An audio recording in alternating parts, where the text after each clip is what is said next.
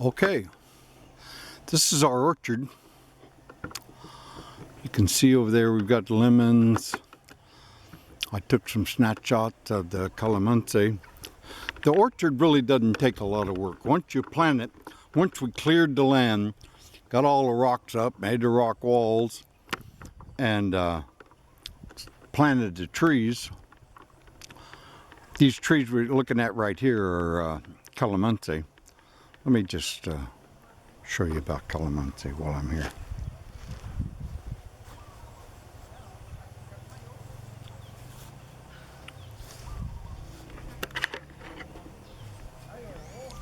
Okay, these are Calamansi.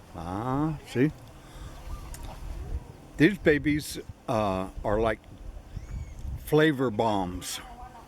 They sell them for the juice. They put the juice on everything. Fish, chicken. I put it in my iced tea. They're very popular. And when you go into restaurants, they'll usually have 3 or 4 on a little side dish there. And so I've got about 40 Calamansi trees. These Calamansi, you don't really have to do anything other than keep the trees topped off so they grow out and not up. You can see kind of how we've done that. Also, all of the fruit trees have been grafted.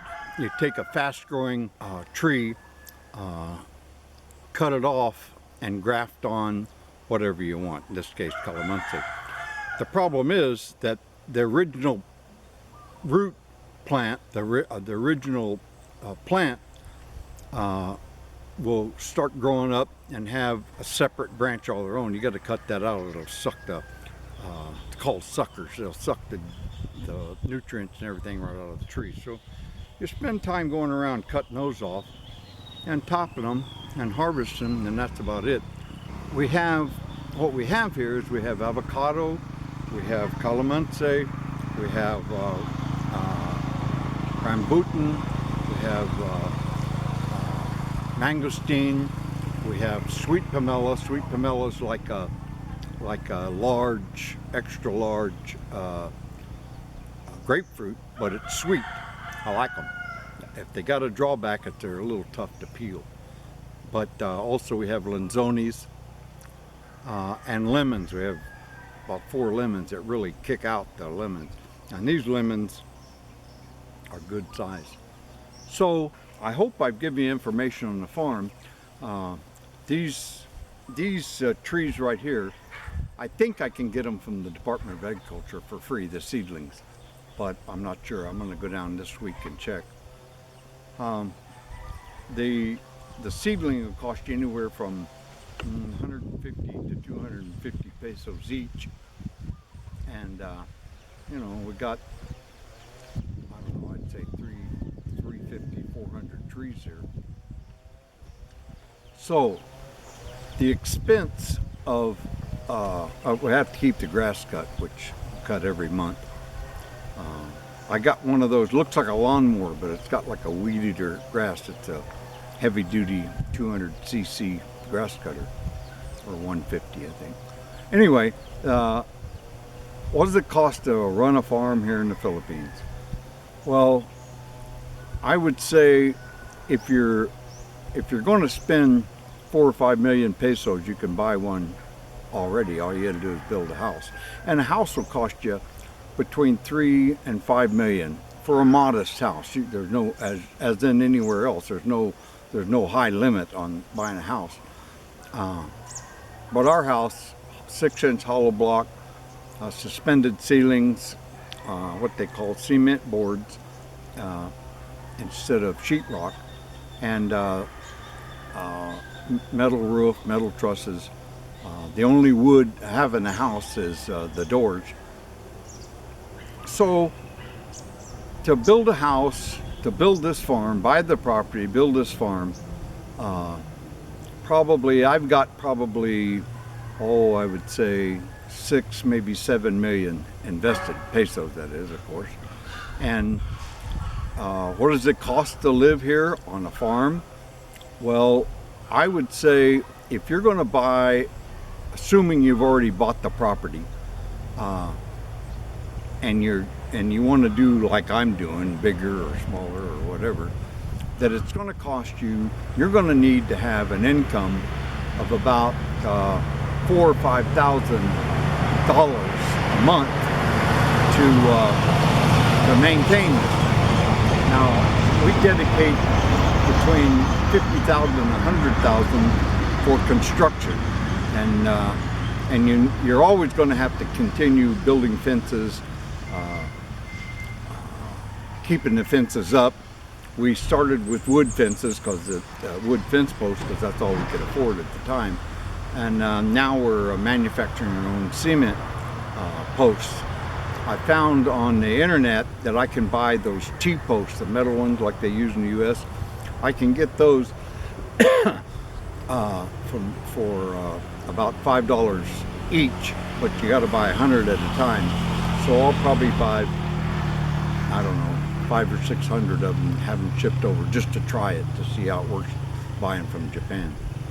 Often things I need, I buy on eBay or Craigslist or something like that, and I send it to my brother or friends, and they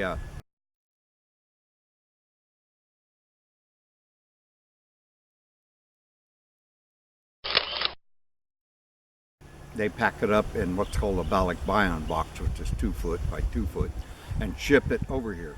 It costs anywhere from $70 to $120, depending on where you live in the U.S. to ship a balikbayan box over here.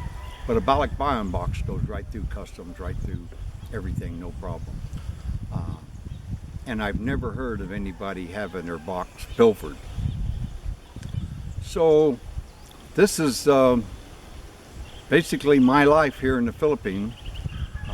I went from a deep sea diver for almost 30 years to a Filipino farmer.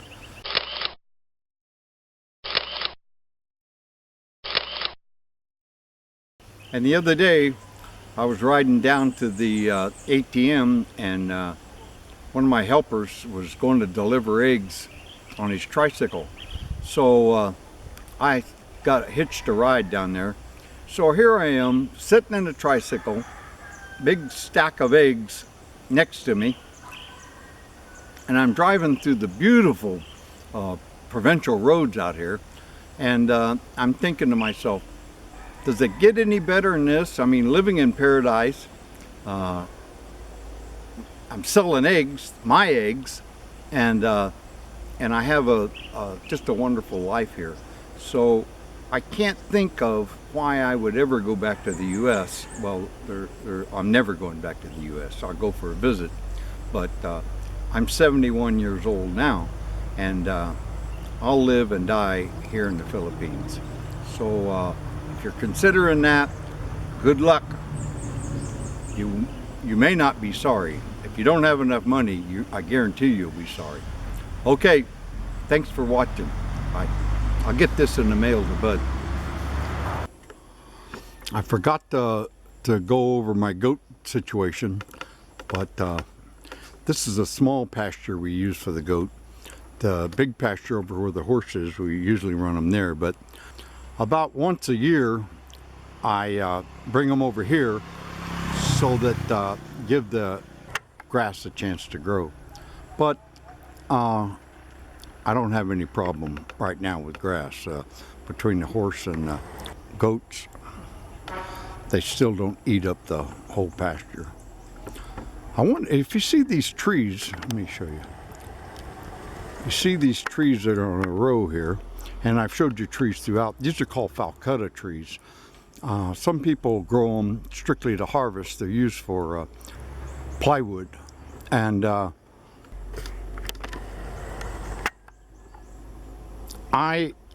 we planted them just for shade and for, security and decoration and that type of thing.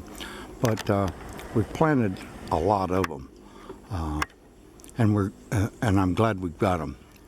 Okay, bye. This area right here is where our intentions are to put guest houses. They'll be cantilevered over this little dip right here. It's going to be 6 meters by 6 meters at the 3 meter veranda. and it'll be air conditioned and hot water showers and whatnot. So not only a guest house, but for people to just come and visit a family and whatnot. It'll actually be from higher. Of course, this fence is going to come down, and that goat shed over there will go away.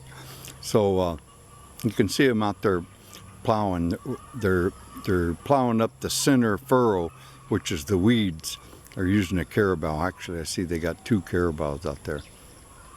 I want to talk a minute while I mentioned we're trying. Let me back this up. We used to. It was my general intention to raise a few goats, primarily for money. Well, a mama goat has about 2 to 4, so average 3 babies a year. Presently we have 8 females and 1 male. And so when a goat gets about 6 or 7 months old, you need to eat it, because an old goat is hard to eat. And a young goat, younger than that, is just too small. So 6 or 7. Now, the goats sell between 5,000 and 6,000 pesos each. So I sell mine for 4.5. And I have a waiting list for goats. So 5,000 is $100. So, you know, I'm selling 1 a month or maybe 2 a month now and then. You don't make any money off of goats. We've decided to sell a few and the rest of it used for our own consumption. Okay? So that's the goat deal. I'm having a hard time thinking of anything else. So I hope this has been relatively informative. And I see my wife, my darling wife, Chanita. She's making her rounds. So this is the farm. It's named after my wife, Chanita Morgado Farm. So if you have a chance, you're in Mindanao and you want eggs, hey, I know where the hell you can get them. Okay, thanks for watching. Bye-bye.